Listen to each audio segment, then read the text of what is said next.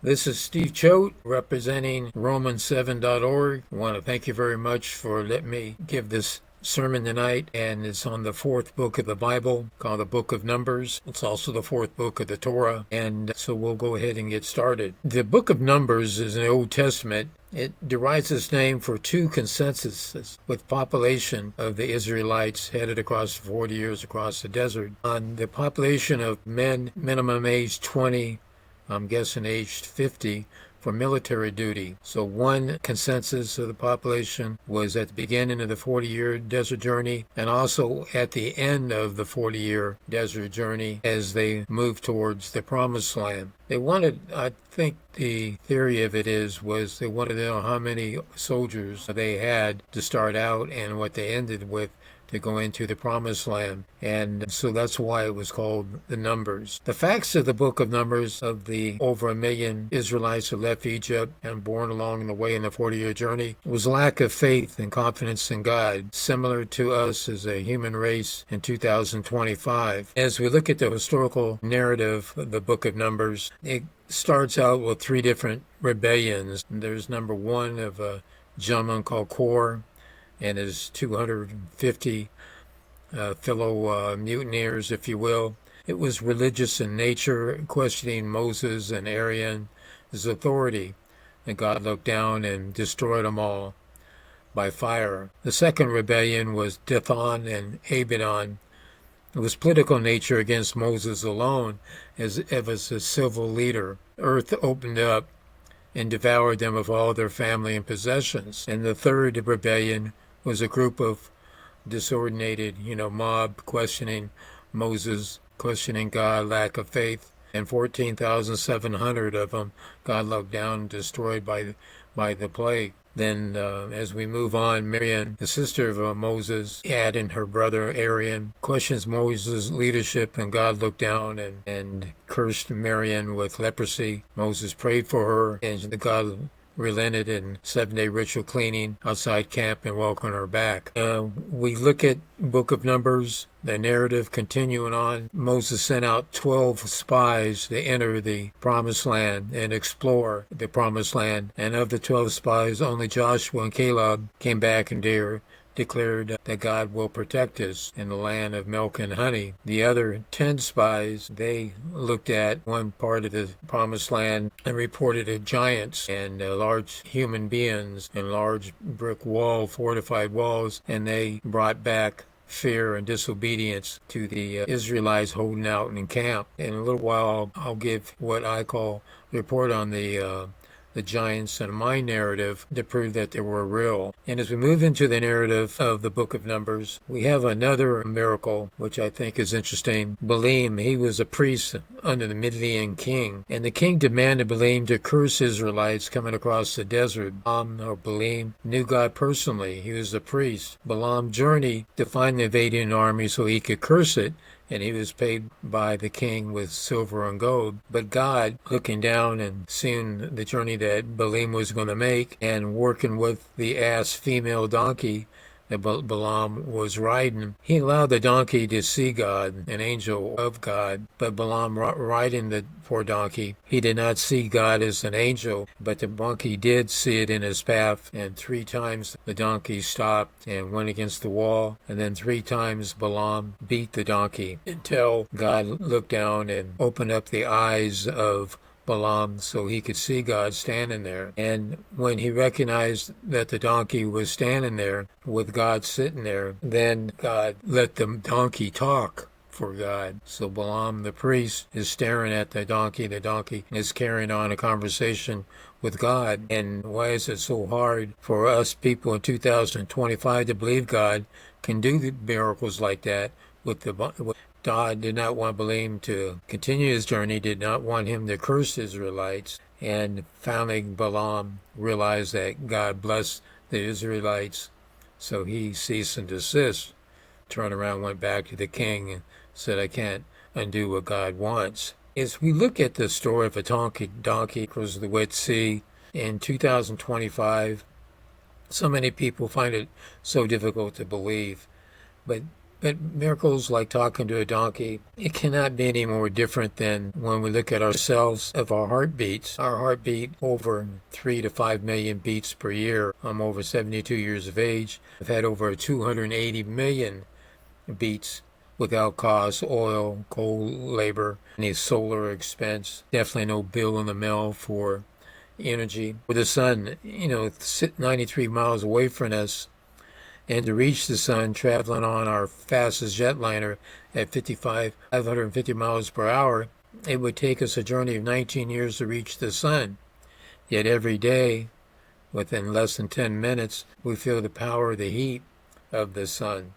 Earth every day, or that the earth is 14.5 billion years old, we're not able to comprehend or understand with our human consciousness. So miracles are a daily occurrence for God. Later, God ordered Balaam killed with the sword. He was a priest who So we end the book of Numbers as a statute, law, ordinances to live and please God. As a society, God was trying to teach the Israelites as they moved to the promised land what he wanted civilization to be, and also with the understanding God indeed has punishment for those who transgress his rules. Many points of the book of Numbers are outlining laws, purity laws, priesthood, tabernacle, and the Nazarite, vow. What I learned going through the book of Numbers, that giants were real.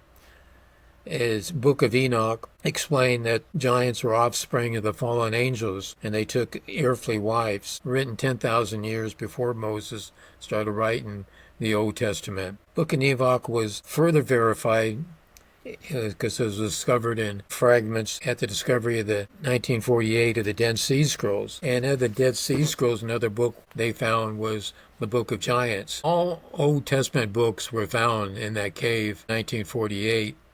Except for the book of Esther, validating that 28 books of the Old Testament were real and talked about 2,000 years before the 1948. Also, we can see that it was widely written. People knew at the time. The Dead Sea Scrolls were written by a sectarian type group called the Essenes. There were 4,000 in number, and they existed at the time of Jesus, and they all were destroyed with Jerusalem 70 A.D. Possibly John the Baptist knew them because he lived in the desert without social integration. And if we look at later on, if we look at the storyline of David versus Goliath, Goliath was a giant, an ancestor of Abistine, a descendant of the Nipalines, origin in the area of Gath, Gath. With the presence of his brother John shows the area of Nipaline. So we can see that Goliath historically was in the area of the giants and his ancestors. So Goliath was real, was a giant. And God destroyed the world in a flood to destroy giants' evil nature. And that's proven that the flood was real too. The world was warned before of sin, and conscious of sin, was.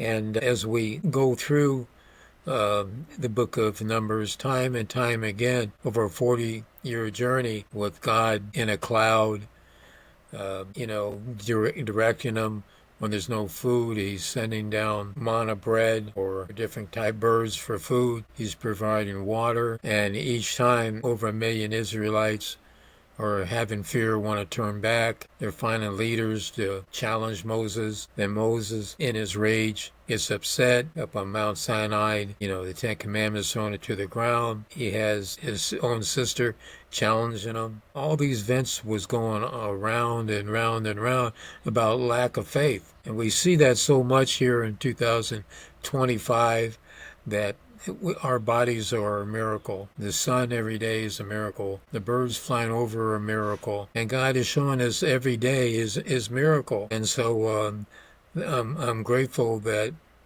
God shows me and gave me the Holy Spirit. I'm grateful that later on that he allowed Jesus to come and have a new word or a new way of life so sins can be forgiven every day. Because we sin every day. That's what I pretty well learned on the book of Numbers, which is the fourth book of the Bible. Now next week is the fifth book of the Bible, book of Deuteronomy, where Moses speaks again before they have the entrance to the promised land. And he shows the importance of obedience and love and relationship with God. Moses trying to reaffirm what God has done for them over 40 years since leaving Egypt across a 40-year desert journey with the main theme of love, heart, and life. It's so important to basically take my sermon and then pick up the book of Numbers and read through it. And it's a message of obedience and the price of not following, the obedience. So I want to thank you for listening to me. I'm going to get better and better and better. I saw today on a web bar with Riverside FM about how I can add, videos and enhance and make this thing a bit more enjoyable to look at the screen, not so much me dominating the screen, which I will get to starting today and trying in my editing, cleaning up my, my speech to be more professional. Please look at Romans7.org. It's a 501c nonprofit dedicated to affordable housing for, I figure, over 9.5 million people in the United States. It's not so much the donations, though that does help. It's just that what I'm hunting for is starting to get a lot of people get on and give me the messages and encouragement, because as you have over 2 million people watching, there's an income stream that can fall from that.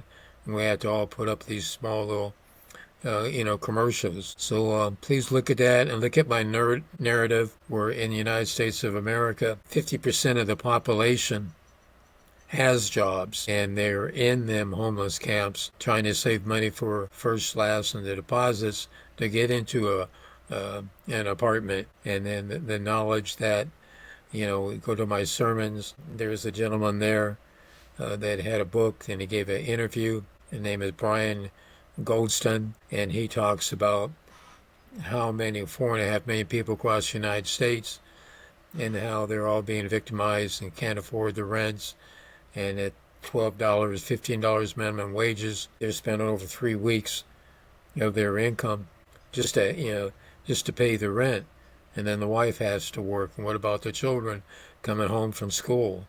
When you take these 40-acre parcels and you take a manufactured home, you can put the manufactured home in there, brand new, 2-bedroom, 1-bath, for $25,000. In our country, they're trying to show land, whatever, stick-built house. It costs $250,000, put one house down. Doesn't make sense. It'll never be affordable, even if a senior citizen wanted to buy it, because with SS or SSI, it's $967 a month. How are you going to afford principal, interest, tax, and insurance at $2,000 a month? That ain't going to happen. So that's what Romans 7 is about.